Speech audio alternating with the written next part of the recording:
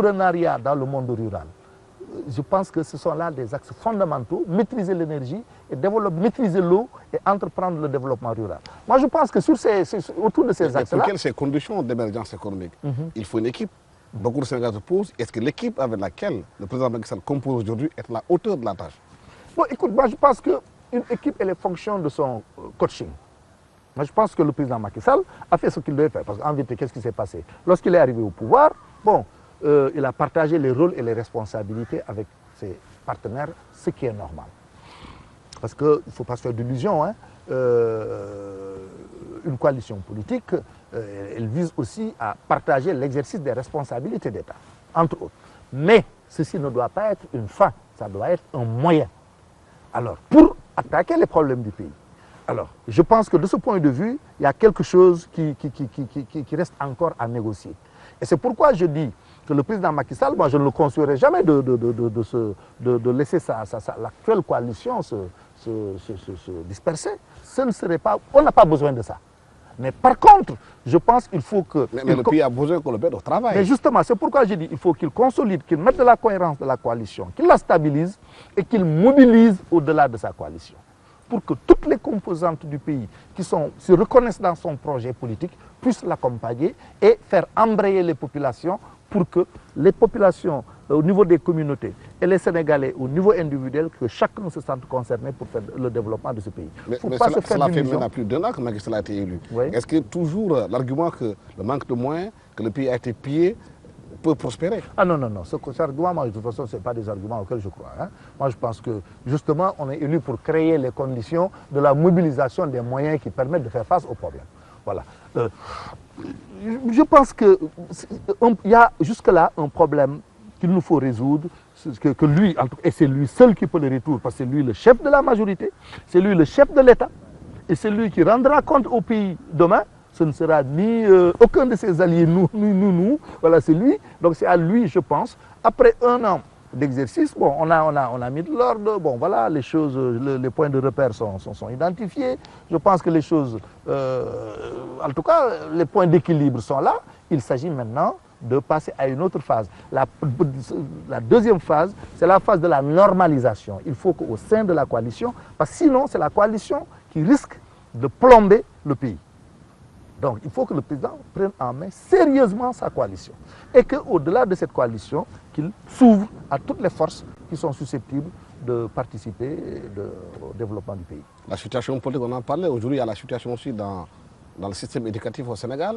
On a l'impression que depuis plus de 20 ans, qu'on est installé dans une sorte de crise dans le système éducatif. Chaque année, c'est des grèves interminables. Cette année aussi, on risque de frôler encore une catastrophe par rapport à l'enseignement. Pourquoi aujourd'hui on n'arrive pas à résoudre définitivement le problème au Sénégal? Vous savez, nous, dans le cadre de notre club Convergence Plurielle, à l'approche de cette période, lorsqu'on a senti les premiers signes d'énervement et de tension dans le secteur, nous avons pris sur nous l'initiative en tant que club d'inviter un ensemble de certain nombre de personnalités en vue du monde éducatif sénégalais et africain. Parmi lesquels d'ailleurs le ministre Mamadou Ndoye, qui est l'un des meilleurs experts africains aujourd'hui sur les questions de l'éducation, Salam Fall de l'IFAN, Bouba Diop de l'UCAD et Aliou Ngoné Seck qui travaille sur la question du bilinguisme à l'école. Et à cette réunion, nous avons convié aussi les services du ministère de l'Éducation nationale et le ministre nous a fait l'amitié de faire venir son secrétaire général avec 3 directeurs nationaux et ainsi que l'ensemble des organisations syndicales. Beaucoup d'organisations syndicales du secteur étaient là, plus maintenant les cadres de la société civile et on a eu de bons échanges. Et nous, notre rôle, parce qu'un club, il a une mission, quoi. Il agite des idées et puis il fait de la facilitation. Nous, on n'est pas des décideurs politiques.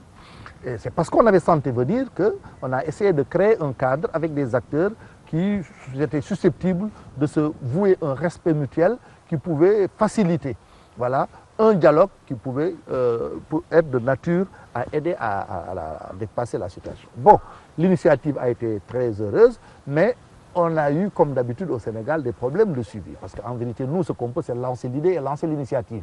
Mais en vérité, ce n'est pas à nous de mettre en œuvre des politiques parce qu'on n'est pas investi de mandat pour. Il y a eu, de ce point de vue, il n'y a pas eu le suivi qu'il faut et on est dans la situation qu'on connaît.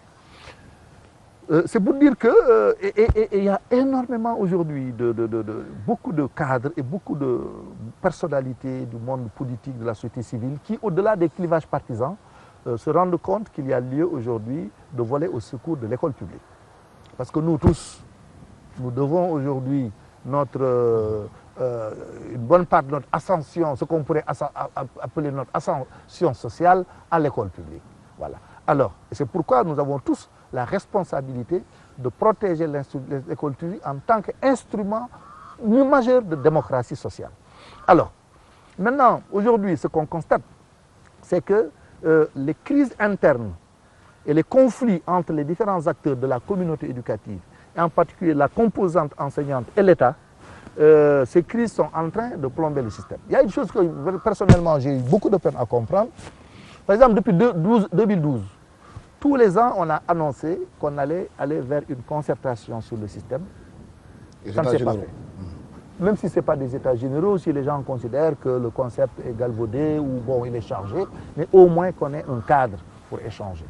Alors, ceci a fait défaut. De 2012 à 2013, on est dans une crise cyclique, dans une crise, en fait, disons, structurelle, permanente, où presque pendant les 900 heures de cours que l'enseignant doit à l'État, on n'a jamais dépassé le cap des 500 heures.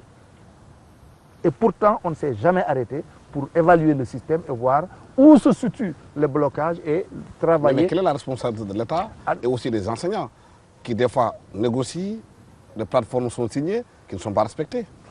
Oui. Aujourd'hui, au point où on en est, vous savez, lorsqu'on gère une crise, il ne sert à rien à un moment donné de continuer de jeter la balle les uns et les autres. Il faut qu'on dépasse cette situation. Parce que chacun a les moyens de contrainte sur l'autre. Donc, il ne sert à rien de se jeter la balle.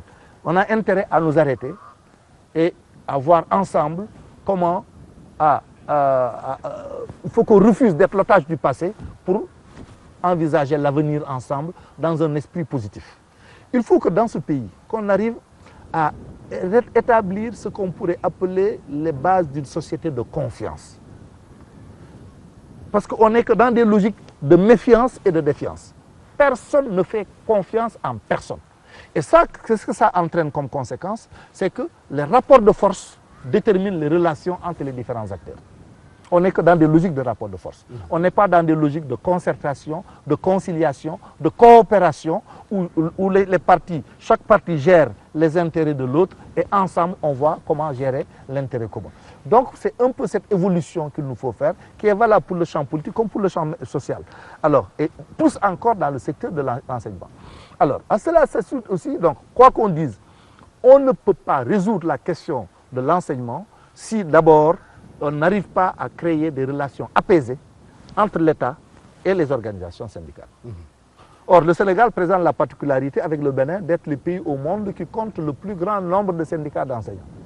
Justement, est-ce que ce n'est pas cette logique qui était dans le champ politique ou d'intérêt personnel qui fait que chaque enseignant se réveille aussi, crée son syndicat et secrétaire de son parti va chercher des intérêts? C'est un problème qu'il nous faut mettre sur la table. Aucun ministre de l'Éducation ne peut gérer 50 enseignants. Tu vas passer plus ton temps à négocier qu'avec des syndicats qu'à t'occuper réellement des problèmes de l'éducation. Donc ça, c'est une contrainte majeure. Donc, la réunion qu'on a faite ici a débouché entre autres sur ces recommandations.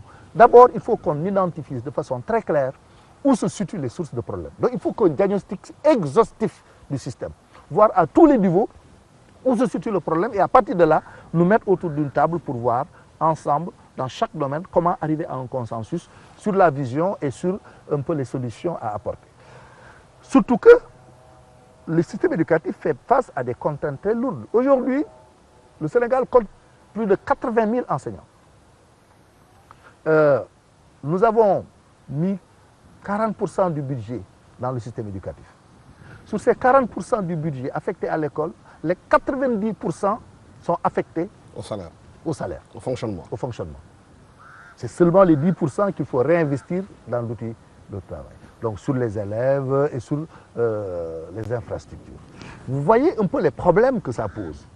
Donc il y a un déséquilibre profond et C'est pourquoi, dans un tel contexte, tout le monde comprend que l'État puisse se dire, écoute, on ne peut pas mettre 90% des 40% du budget sur le fonctionnement et continuer encore d'en faire, on est atteint nos limites.